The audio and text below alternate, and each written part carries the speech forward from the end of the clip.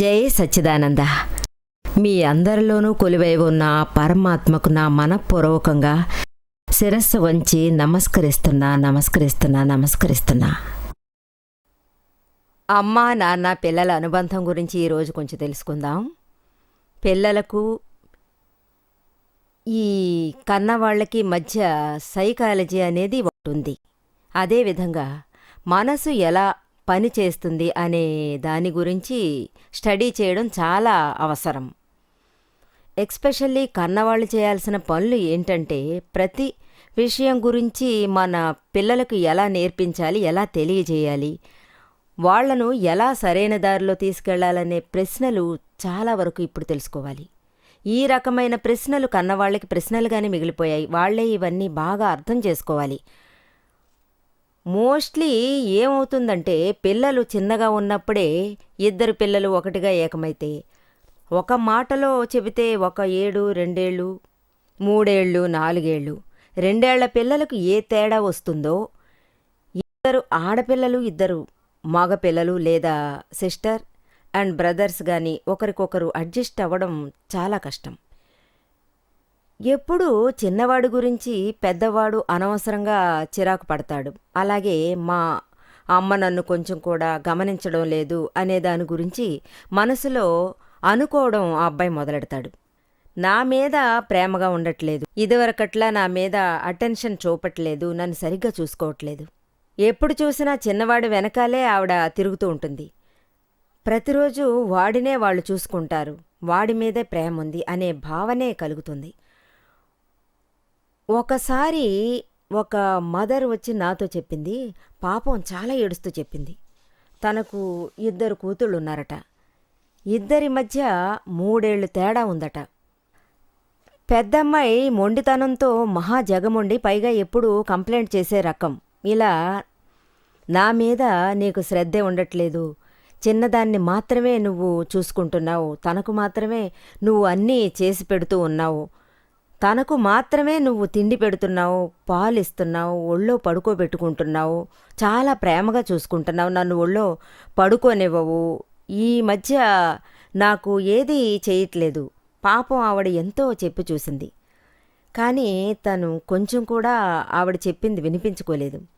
అందువల్ల నా దగ్గరకు వచ్చి ఏడ్చింది. 2 అమ్మాయిల పక్కనే కూర్చునున్నారు. చిన్నదానికి 2 ఏళ్ళు ఉంటాయి, పెద్దదానికి 4 ఏళ్ళు. ఇప్పుడేం చేయాలని ఆవిడ నన్ను అడిగింది. ఇలా చూడండి, అన్నింట్లోనూ బ్యాలెన్స్డ్గానే ఉండాలన్నాను. పెద్దదానికి అటెన్షన్ ఉంది, లేదంటే తనకు ఫీలింగ్ వచ్చేస్తుంది కదా, తనను మీరు ఒకే రకంగానే ప్రేమగా చూడాలి. చిన్నపిల్ల పడుకోగానే తనను మీరు ముద్దాడొచ్చు, తనను మీరు ఒళ్ళో కూర్చోబెట్టుకోవచ్చు, తనకు తల దువ్వి ముద్దుగా జడ వేయొచ్చు. ఆ తర్వాత తనకు కొంచెం అర్థమయ్యేలాగా మీరు వివరిస్తే తను కూడా అటెన్షన్గా కొంచెమైనా వింటుంది. ఈ పెద్ద పిల్లకి కానీ పిల్లాడికి కానీ కొంచెం ఇంపార్టెన్స్ ఎక్కువ ఇవ్వాలి, వాళ్లతో ఆప్యాయంగా మాట్లాడాలి. ఇలా చూడమ్మా, ఇది మన బాధ్యత, చిన్నపిల్లలు మన ఇంట్లో ఉన్నారు, వాళ్లను చూసుకోవలసిన బాధ్యత ఉంది కదా. ఇలాగే పెద్ద పిల్లకు వివరించాను. నువ్వు చక్కగా మాట్లాడగలవు, ఆకలని దాహమని కోరుకున్నది, అవి బట్టలైనా సరే స్వెటర్ అయినా సరే లేదా వెచ్చగా ఉండడానికి మీ అమ్మ దగ్గర నువ్వు చెప్పి కొనిపించుకోవచ్చు. కానీ నీ చిట్టి చెల్లెలు ఏమీ మాట్లాడలేదు, ఏదీ అడగనూ లేదు.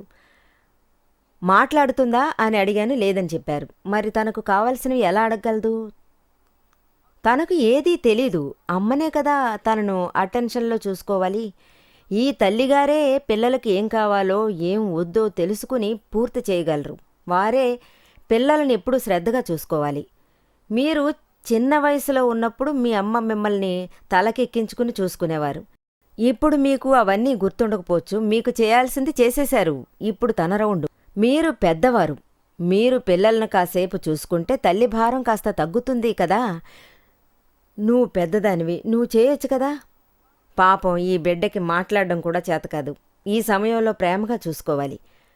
ఆ బిడ్డ వెంటనే సరే అని చెప్పింది. అది కూడా నేను తనతో 10 నిమిషాలే మాట్లాడుంటాను. ఆ తర్వాత ఆవిడ వచ్చి చెప్పింది, ఆ పైన చిన్న పాప గురించి ఏ రిపోర్టు చేయట్లేదు, ఏ కంప్లైంట్ చేయట్లేదు, ఏ పెంకితనం ప్రదర్శించట్లేదు. దాంతో తను కన్విన్స్ అయిపోయింది. నేను చెప్పిందంతా తను అర్థం చేసుకుంది. ఏదైనా తెలివిగా చెప్పడం అవసరం. అది కూడా చాలా ప్రేమగా వాళ్ళ లెవెల్‌కెళ్ళి చెప్పడం అవసరం. ఒకే సమయంలో ఒకేసారి కన్విన్స్ అవుతారని మనం చెప్పలేం. కానీ డిఫరెంట్ డిఫరెంట్ లెవెల్‌లో ఏ మేరకు ఏది నేర్పించాలో అది నేర్పించడం నిజంగా చాలా ముఖ్యమైన విషయం ఒకటి. ఒక తండ్రికి ఇద్దరు పిల్లలున్నారు. పెద్దవాడు కొడుకు, చిన్నపిల్ల కూతురు. ఇద్దరి మధ్య అట్లీస్ట్ 10 ఏళ్ళైనా తేడా ఉంటుంది. ఎప్పుడు చూసినా ఒకటే. చూడండి నాన్నగారి సైకాలజీ ఎలా ఉంటుంది. తండ్రికి ఆడపిల్లల మీదే ప్రేమ ఎక్కువగా ఉంటుంది. తల్లికి ఎప్పుడూ మగ పిల్లవాడి మీదే ప్రేమ ఎక్కువగా ఉంటుంది. అందువల్ల పిల్లలకు తమ మనసులో ఆలోచనలు ఇష్టానుసారంగా ఉంటాయి. వాళ్ళ మనసులో ఈ రకమైన ఆలోచనలు నాటుకుంటుంది. నాన్నకి సారీ అమ్మకి పిల్లల మీద మక్కువ ఎక్కువగానే ఉంటుంది. నాన్నకి ఆడపిల్లలంటే ఎక్కువ మక్కువ. ఆ కన్నవాళ్లలో తేడాలు చాలా కనిపిస్తాయి. అందువల్ల ఏమవుతుందంటే తండ్రికి కొడుక్కి డిఫరెన్సు అంటే డిస్టెన్స్ పెరిగిపోతూ ఉంటుంది. అలాగే తల్లికి కూతురికి కూతుళ్ళకి డిస్టెన్స్ పెరిగిపోతుంది. అమ్మకి కూతురంటే ప్రేమ లేకపోలేదు. కానీ ఈ పెద్దవాడు ఉన్నాడే ఈ రకంగా తేడా చూడాలంటాడు. ఒకసారి ఏమైందంటే తను అలాగే డిప్రెషన్‌లో పోయి పడ్డాడు. ఎందుకంటే తన వరకు ఏంటంటే చిన్న చెల్లెలు నాన్నగారితో ఏం కావాలన్నా వెంటనే నాన్నగారు హ్యాపీగా తన కోరిక తీర్చేస్తారు. ఇతను ఆఫీసు నుంచి నాన్న వచ్చేటప్పుడు చిన్న చెల్లెలు నాన్న నాన్న అని పరిగెత్తుకెళ్ళి సంతోషంగా ఆయన్ని కావలించుకుంటుంది. వెంటనే నాన్నగారు తనని దగ్గరికి తీసుకుంటాడు. ఇక్కడ కొడుకు అటు ఇటు అంటూ ఏదైనా చిన్న చిన్న చిలిపి చేష్టలు అల్లర్లు వగైరా తను చేసినా కూడా ఆయన వెతికి కనిపెట్టి వెంటనే తండ్రి తిట్టడం మొదలు పెడతాడు. చిన్న చెల్లెల్ని ఎత్తుకుని ముద్దాడతాడు. నన్నెందుకిలా తిడుతున్నాడు అని తలుచుకుని డిప్రెషన్లో పడ్డాడు. ఆ డిప్రెషన్ గురించి చెప్పడం కుదరదు. అతను చదువులో చాలా డల్ అయిపోయాడు.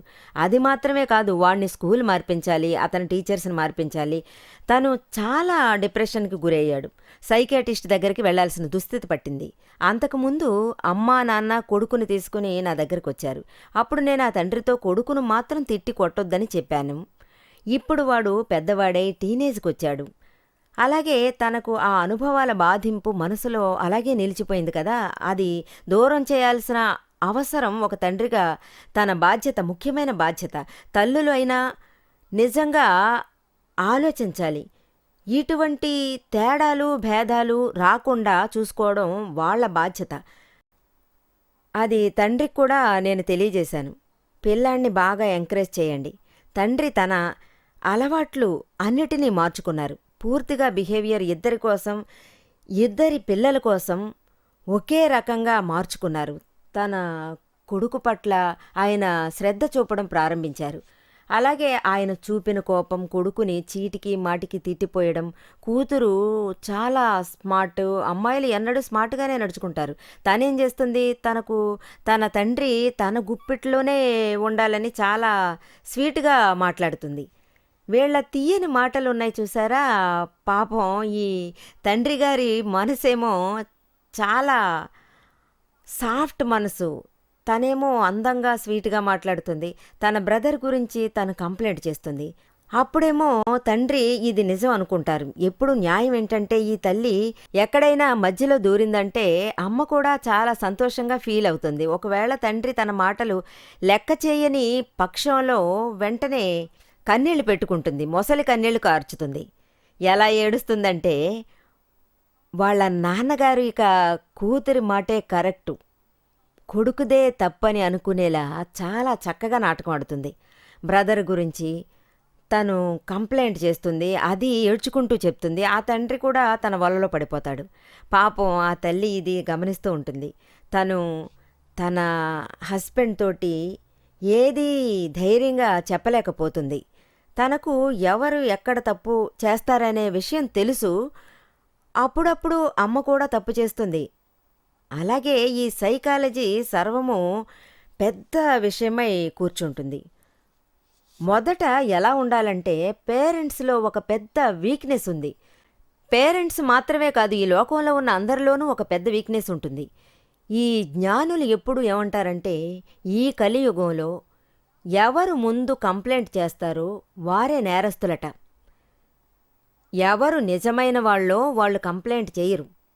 ఎందుకంటే ఒక కంప్లెయింట్ అనేది తనగానే తన తెలివితో, చాతుర్యంతో, మనస్ఫూర్తిగా తానే సాల్వ్ చేసేలా శాయశక్తులా ప్రయత్నిస్తారు. కానీ కంప్లెయింట్ మాత్రం ఇవ్వరు. ఎవరు అబద్ధాలకోరో, కార్యసూరులో వాళ్లే ముందుగా కంప్లెయింట్ ఇచ్చేస్తారు. అది కూడా ఏ విధంగా ఇస్తారంటే, తనే సత్యవంతుడు అనేలా ఇస్తారు. అవతలవాడు నేరస్తుడు, తను చాలా ఉత్తముడు, తను చాలా నీతివంతుడు, అవతలవాడు చెడ్డవాడు అనే విధంగా కంప్లైంట్ ఇస్తారు. అతనే తప్పు చేశాడు, అతనే అన్ని చేశాడంటారు. ఇదే విధంగా అంతటా జరుగుతుంది. అలాగే ఇంట్లో ఇద్దరు పిల్లలు ఉంటే అలాగే ఉంటుంది. ఇద్దరికీ తల్లిదండ్రులు సమానంగా ఇచ్చుకోవాలి. నిజంగానే తప్పు చేసింది కూతురా, కొడుకా అని వాళ్ళు గుర్తించాలి. మీరు చాలా చోట్ల ఇది చూస్తుంటారు. ఇద్దరూ చీటికి మాటికి కొట్టుకుంటారు. 5 నిమిషాల తర్వాత ఇద్దరూ ఒకటైపోతారు. ఒకరు లేకుండా ఒకరు నిజంగా ఎక్కడా ఉండలేరేమో అన్నట్టు మారిపోతారు. అమ్మా నాన్న ఇద్దరూ పక్షపాతం చూపించి దాన్ని గొడవగా మారుస్తారు. ఒకటి కూతుర్ని తిడతారు, లేదా ఏకంగా కొడుకునే తిడతారు. ఇంటినే అల్లకల్లోలం చేసేస్తారు. ఇక్కడే చాలా బ్యాలెన్స్డ్గా ఉండడం నేర్చుకోవాలి. ప్రతి విషయానికి ఇంట్లో తల్లిదండ్రులు కీచులాడుకుంటారు. ఆ తర్వాత 5 నిమిషాల్లో ఇద్దరూ ఏకమైపోతారు. ఇటువంటి పరిస్థితుల్లో కన్నవాళ్లు అసలు జోక్యం చేసుకోకూడదు.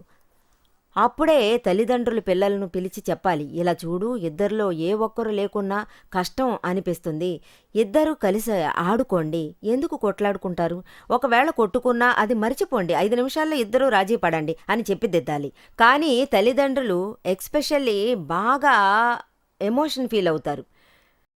వాళ్ళు సహించుకోలేరు. పిల్లలు ఇద్దరూ గొడవకు దిగేటప్పుడు వాళ్లకు ఏమనిపిస్తుందంటే, ఇప్పుడు వీళ్ళ గొడవ ఎలా ఆపేది, వీళ్ళని ఎలా కుదురుగా ఉంచాలి, ఈ రకంగానే వీళ్ళు ఎమోషన్ అవుతారు, మానసికంగా కష్టపడతారు. ఎమోషన్ కాకుండా ఉండాలి, ఎప్పుడు మోషన్లోనే ఉండాలి. సపోజ్ మన ట్రైన్ ఎమోషన్ అయ్యిందంటే, మోషన్లో లేకుంటే ఏమవుతుంది, యాక్సిడెంట్ పాలవుతుంది. ఇదే విధంగానే ఎమోషన్ అవ్వడం వల్ల మన సహజీవనంలో డెవలప్మెంట్ లేకుండా ఇలాగే జరిగిపోతుంది. ఎమోషనల్ అవ్వడం లేదు.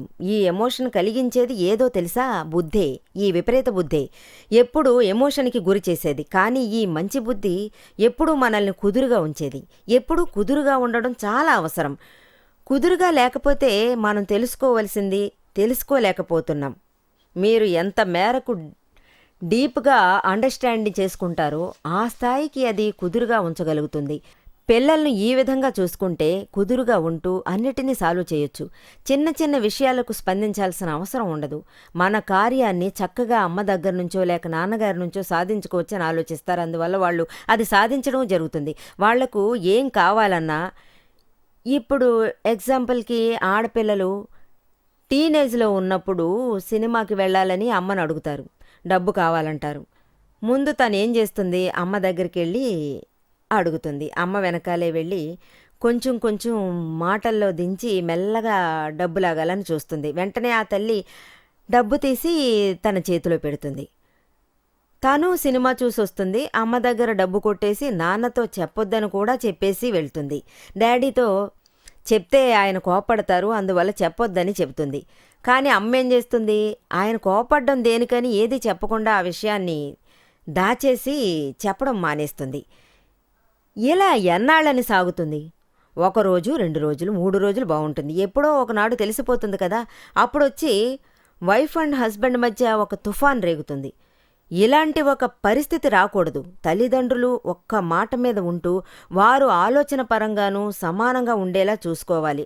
అది మాత్రమే కాదు, పిల్లల విషయంలో వాళ్లకు వేరువేరు భావాలు కలగకూడదు. అలా కలిగిందంటే అది చాలా తప్పు అవుతుంది. ఎటువంటి విషయమైనా పిల్లలకు అడ్వైస్ చేసేలా ఉండాలి. ఎవరు వీళ్ళకి ఫేవర్గా ఉంటారో వాళ్లతో వాళ్ళు పని సాధించుకుంటారు. వాళ్లతోటి వాళ్ళు చాలా స్వీట్గా మాట్లాడుతారు, వాళ్ళ కార్యాలు జరుపుకుంటారు, నెరవేర్చుకుంటారు. దీన్ని పిల్లలు బాగా యూజ్ చేసుకుంటారు. తల్లిదండ్రులకు వీళ్ళ సైకాలజీ ఏంటో కొంచెం కూడా అర్థం కాదు. అంటే వాళ్ళేమో కూతురొచ్చి మనకు ఫేవర్‌గా ఉంటుంది. రేపు మన హస్బెండ్‌తో ఏదైనా ప్రాబ్లమ్ వచ్చినా కూతురు మన సైడ్ ఉంటుందనుకుంటారు. కూతురు తన సైడ్ ఉండాలనుకుంటుంది. ఆ తల్లి ఎప్పుడూ పిల్లలను తండ్రికి వ్యతిరేకంగా తీర్చిదిద్ది వాళ్ళను తన వైపు తిప్పుకోవాలని ఆవిడ చూస్తుంది. ఇందువల్ల పిల్లలను చిన్న వయసు నుంచే ముద్దు ముద్దుగా పెంచుతుంది. అందువల్ల పిల్లలు కూడా తల్లితోటి బాగా చనువుగా ఉంటారు. అందువల్ల వీళ్ళు ఇటువైపు ఉండగలరు అనే నిర్ణయం తీసుకుంటారు. కానీ పిల్లలు కూడా చాలా స్మార్ట్ కదా! ఒకవేళ మన తల్లి అబద్ధం చెప్పి మనం అనుకున్నది నెరవేరకపోతే క్లీన్‌గా వాళ్ళు అనేస్తారు. "అమ్మ ఇది నీకు చేత కదమ్మా! కాబట్టి నాన్నతో అబద్ధం చెప్పి ఈ పని సాధిస్తాను" అంటారు. తను కోరుకున్న చిన్న చిన్న విషయాలు అన్నింట్లోనూ అమ్మను కవ్వించి కోరుకున్నవి సాధించుకుంటారు. కానీ పెద్ద విషయం అయ్యుంటే అదే షాపింగ్ మ్యాటర్ అయ్యుంటే అంత గొప్పగా షాపింగ్ నాలెడ్జ్ లేదు అమ్మకు అనే నిర్ణయానికి వచ్చేస్తారు. మమ్మీ అంత తేలిగ్గా డబ్బు ఇవ్వదు అంటారు. డాడీది చాలా పెద్ద మనసు కాబట్టి అతను వెంటనే డబ్బు తీసి చేతిలో పెడతాడు. అందువల్ల మాకు కావాల్సిందంతా వచ్చేస్తుంది. ఈ ప్రదేశంలోనూ సరే వేరు వేరు భావాలు అదే పనిగా కలగకూడదు. ఒకసారి ఒక అబ్బాయి ఇక్కడికి వచ్చాడు. వాడికి ఒక 5 లేదా 6 ఏళ్లుంటాయి. అతని పెద్ద బ్రదర్‌కి ఒక 12, 13 ఏళ్లుంటాయి. ఇద్దరిని పిలిచి నేను అడిగాను. మీరిద్దరూ మీ అమ్మా నాన్నలతో ఏ విధంగా బిహేవ్ చేస్తారు అని నేను అడిగాను. ఏ విధంగా మీరు కోరుకున్నట్టు నడుచుకుంటారు? అప్పుడు చిన్నవాడికి 6 ఏళ్ళు వాడు మాట్లాడడం మొదలెట్టాడు. అప్పుడప్పుడు మా అమ్మతో నాకు కావాల్సింది చెప్తాను. ఒక్కోసారి అమ్మ వినిపించుకోదు. ఆ, తను నాన్నగారు వచ్చాక నిన్ను బాగా తిట్టిస్తాను అని నాతో అంటుంది. ఇవన్నీ చాలా క్యాజువల్గా వాడు నాతో అన్నాడు. మా నాన్నను నేను ఒప్పించగలను, అది నాకు తెలుసు అని అన్నాడు. పెద్ద బ్రదరు ఇదే చెప్పాడు. 6 ఏళ్ల కుర్రాడు తండ్రిని చాలా ఈజీగా మేనేజ్ చేస్తాడు. ఇతను ఎంత స్మార్ట్ చూసారా? వాళ్ళ నాన్నకి 45 ఏళ్ళు, వీడికి 5 ఏళ్ళు ఉంటాయి. ఎంత స్మార్ట్గా ఉన్నాడో చూసారా? వాడి అండర్స్టాండింగ్, సైకాలజికల్ అండర్స్టాండింగ్ చాలా డీప్గా ఉంది. అప్పుడప్పుడు తిట్లు కూడా తింటాడు. ఏమంటే ఇందులో ఒక విషయం ఏంటంటే ఇందులో ఒక ఫ్యాక్టర్ ఉంది. దాన్నే వాడు మిస్యూజ్ చేస్తున్నాడు. ఈ ఫ్యాక్టరే తల్లిదండ్రులు తమ పిల్లలతో డీప్గా ఫీల్ అవుతూ అటాచ్మెంట్తో వాళ్ళు ఉంటున్నారు. ఇంతటి అటాచ్మెంట్ వాళ్ళ మధ్య ఉంది. అది వాళ్లకు తెలుసు. మనం ఏది చెప్పినా ఆఖరికి మన కన్నవాళ్ళు మనల్ని వదులుకోరు, మనల్ని పంపించరు, కొడతారు, తిడతారు. ఆ పైన ఏమవుతుంది? ఒక 10 నిమిషాలు, అరగంట ఊరుకుంటారు. వాళ్ళ ఫీలింగ్స్ మన మీద పెంచుకున్నవి కొంచెం కూడా మారనే మారు. అందువల్ల ఏం చేయాలో చేసుకో. తల్లిదండ్రులు నన్ను తిట్టడం మాత్రం తిడతారు, కార్యం నెరవేర్చుకోవడం అయ్యింది అని వాళ్ళు అనుకుంటారు. మనము మన పని చూసుకుందాం అని అనుకుంటారు. ఎక్కడికి వెళ్తారు? మనతోటి ఇంత ఇదిగా చనువుగా ఉన్నారే, మనల్ని వదిలితే వాళ్ళకి ఈ లోకంలో ఇంకేముంది? వేరే ఎవరూ లేరనే భావన వాళ్ళల్లో కలుగుతుంది. ఈ సైకాలజీని పిల్లలు చాలా బాగా అర్థం చేసుకున్నారు. ఈ విషయాన్ని వాళ్ళు అవసరానికి మించి మిస్యూజ్ చేయడము జరుగుతుంది. మోస్ట్లీ మిస్యూజ్ జరుగుతుంది. ఒక్కోసారి మంచి విషయాలకు యూజ్ చేస్తారు, కానీ మిస్యూజ్ చేయడం వల్ల దెబ్బతినేది మనమే. వాళ్ళు మిస్యూజ్ చేస్తున్నారని తెలిసి కూడా మనం వాళ్ళ సైకాలజీలో పడతాం. ఈ విధంగా తల్లిదండ్రులు డీల్ చేయకూడదు.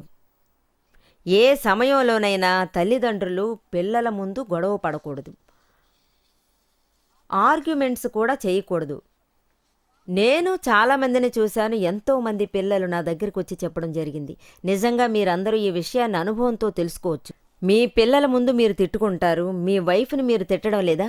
వైఫ్ హస్బెండ్ని తిట్టట్లేదా? మీరేది అర్థం చేసుకోవడం లేదు. మీకు తెలుసుకునే తెలివితేటలు చాలవు. ఈ విధంగా లోకంలో బతికి చూపించాలి. మీరు మీ అమ్మ కోసమే కదా మాట్లాడతారు, మీ బ్రదర్ కోసమే కదా మీరు మాట్లాడతారు. ఎప్పుడూ మీరు పుట్టింటి వైపే మొగ్గు చూపుతారు. మీ అమ్మగారింటి నుంచి ఎవరైనా వచ్చేస్తే నువ్వు వెంటనే తుళ్ళి పడుతూ పరుగు తీస్తావు. నీకు దేని గురించి దిగుల్లేదు, మా వాళ్ళ గురించి దిగుల్లేదు. పిల్లల ముందు ఇదంతా మీరు మాట్లాడకండి. ఈ విధంగా మాట్లాడడం వల్ల ఏమవుతుంది? పిల్లలు మనసులో ఏమనుకుంటారంటే, అమ్మా, నాన్న ఒకరికొకరు ఇంట్లో ప్రేమ పంచుకోవట్లేదు. అమ్మ తన అత్తగారింట్లో ఎవరిని గౌరవించట్లేదు.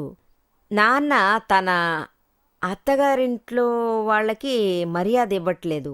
అలాగే ఈ పిల్లల మధ్య మనం మన ఒపీనియన్స్ గురించి చెప్తుంటాం కదా మన బంధువులతో. అది మాత్రమే కాదు, ఈవెన్ హస్బెండ్ అండ్ వైఫ్ తోటి వాళ్ళకి తమ ఒపీనియన్ చెప్పుకుంటారు, తమ అభిప్రాయం కూడా చెప్పుకుంటారు. ఇది పిల్లలు కరెక్ట్గా మనసులో దాచుకుంటారు. ఇది వాళ్ళ జీవితాంతం తన తల్లి కోసం తన తండ్రి కోసం పదే పదే ఆలోచిస్తూ ఉంటారు.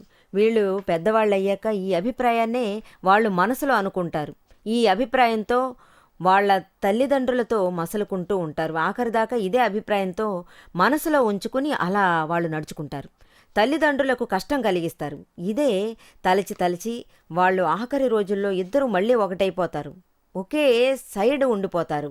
దాంతో పిల్లలు తమ తల్లి వైపు వెళ్ళిపోతారు. దీనంతటికీ మూల కారణం ఏంటి అంటారు? ఆ కారణాన్ని మనం ఆలోచించి చూడాలి కదా. హస్బెండ్ అండ్ వైఫ్ ఒకరితో ఒకరు ఆర్గ్యూ చేసుకుంటారు, గొడవ పడతారు. పిల్లల ముందు ఒకరికొకరు తప్పనుకుని ఓపెన్గా తిట్టుకుంటారు. ఇది చాలా తప్పని తెలుసుకోవాలి. ఎంతగా హస్బెండ్ వైఫ్తో కానీ లేదా వైఫ్ హస్బెండ్తో కానీ ఏ విషయంలోనైనా తేడాగా ఉంటే అది మన పిల్లల ముందు బయట పెట్టకూడదు. వాళ్ళ ముందు మనం గొడవ పడకూడదు. వాళ్ళు అది భరించలేరు. మనసుకి హెవీగా బాధ కలిగితే పార్కుకు వెళ్ళండి. ఇద్దరు కర్రలతో ఎదురుబొదురుగా నిలబడి గొడవ పడండి, లేదా బుర్ర పగలగొట్టుకోండి. ఇది మాత్రం పిల్లల ముందు ప్రదర్శించకండి. పిల్లల ముందు అసలు చేయకూడదు. ఇది చేస్తే పిల్లల పరిస్థితి చాలా దారుణంగా తయారవుతుంది. వాళ్ళు బాధపడతారు. తల్లిదండ్రులు పిల్లల కోసం ఏం చేయట్లేదు, ఇంత చేస్తున్నారుగా, ఇద్దరూ కలిసి ఒక పని చేయలేరా ఏంటి? పిల్లల ముందు ఏ సమయంలోనూ ఏ పరిస్థితిలోనూ గొడవ పడకూడదు. వాళ్ళు ఆర్గ్యుమెంట్ చేయడము మంచిది కాదు. ప్రతి ఒక్కరూ తాము చేసిన వెధవ పనులు పిల్లల ముందు చెప్పడము మంచిది కాదు. ఇది గనుక కన్నవాళ్ళు అర్థం చేసుకుంటే వీళ్ళ జీవితం చాలా బావుంటుంది. పిల్లల భవిష్యత్తు కూడా చక్కబడుతుంది. ఎంతో కష్టపడి ఎన్నో సమస్యలు పరిష్కరించి పిల్లల్ని మీరు పెంచుతున్నారు. కానీ ఒకే ఒక గొడవతో సర్వము నాశనం చేసి పారేస్తున్నారు. ఇది గనుక మీరు అర్థం చేసుకుంటే ఎంతో బావుంటుంది. పిల్లలు పాపం చాలా ఇన్నోసెంట్గా ఉన్నారు. వాళ్ళు పుట్టుకతో ఏ ఒపీనియన్తోనూ పుట్టడం లేదు. వాళ్ళు ఎప్పుడూ కన్నవాళ్లనే తలుచుకుంటూ ఉంటారు. కన్నవాళ్ళు ప్రేమతో నడుచుకోవాలి కదా. కానీ ఎప్పుడు ముందుకొస్తారు అంటే, ఎప్పుడు హస్బెండ్ అండ్ వైఫ్ ఒకరికొకరు ఆర్గ్యూ చేసుకోవడం చూస్తారో, ఈ తప్పుడు సంస్కృతి కన్నవాళ్ల నుంచే కదా వాళ్లకు వస్తుంది. చక్కని సంస్కృతి వాళ్లకు ఎప్పుడు అబ్బుతుంది? పిల్లలు తల్లిదండ్రులు గొడవపడ్డం చూడనంత వరకే. ఇదే కన్నవాళ్లు తెలుసుకోవలసిన ముఖ్యమైన విషయం. వాళ్ళు తమ పిల్లలకి మంచి సంస్కృతిని నేర్పించాలి అనుకుంటే ఒకరికొకరు పిల్లల ముందు గొడవ పడకుండా చూసుకోండి. ఆర్గ్యుమెంట్ మానేయండి. ఎప్పుడూ గొడవ పడొద్దనే నేను అందరినీ కోరుకునేది. జై సచ్చిదానంద.